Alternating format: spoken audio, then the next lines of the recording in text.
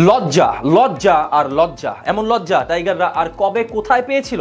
ঘরে মাঠে এসে জিম্বাবুয়ের ক্রিকেটাররা যা করে গেলেন তা তো কোনোভাবেই মেনে নেওয়ার নয়। এভাবে চলতে থাকলে বিশ্বকাপের মঞ্চে শান্ত বাহিনীর জন্য অপেক্ষা করছে আরো ভয়ানক সময়। পুচকে জিম্বাবুয়ের বোলার রিশাদের উইকেট নিয়ে কি এমন করলেন যাতে লজ্জায় মুখ লুকানোর অবস্থা শান্ত বাহিনীর, সেটাই জানবো রিপোর্টে।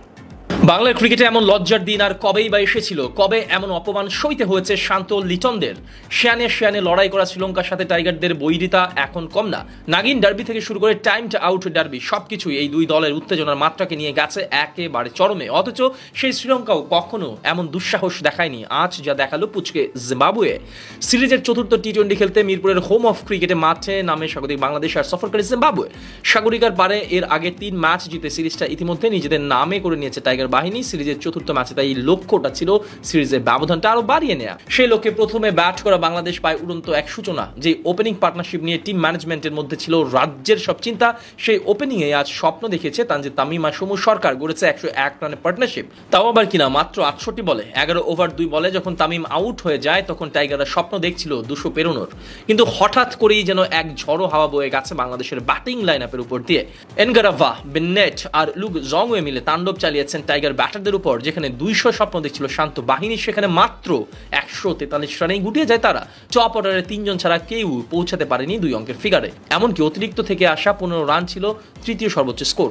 এতটাই বাজে অবস্থার মধ্যে ছিল বাংলাদেশের ব্যাটাররা। একে তো 42 রান তুলতে হারিয়ে ফেলেছে 10 উইকেট, তার মধ্যে আবার কাটা ঘায়ে নুনের ছিটা লাগিয়েছেন পেসার লুক জংওয়ে।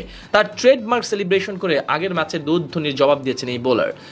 ম্যাচে চলছিল তখন 18তম ওভার, 7 উইকেট হারিয়ে তখন বিপাকে শান্তর দল। ক্রিজে এক রিশাদ হোসেন ছাড়া নেই ভরসা করার মতো আর কেউ। সেই ওভারের তৃতীয় বলে দুর্দান্ত এক ইয়র্কার দিয়ে রিশাদকে পরাস্ত করেন জংওয়ে। বল গিয়ে সোজা আঘাত হানে স্টাম্পে।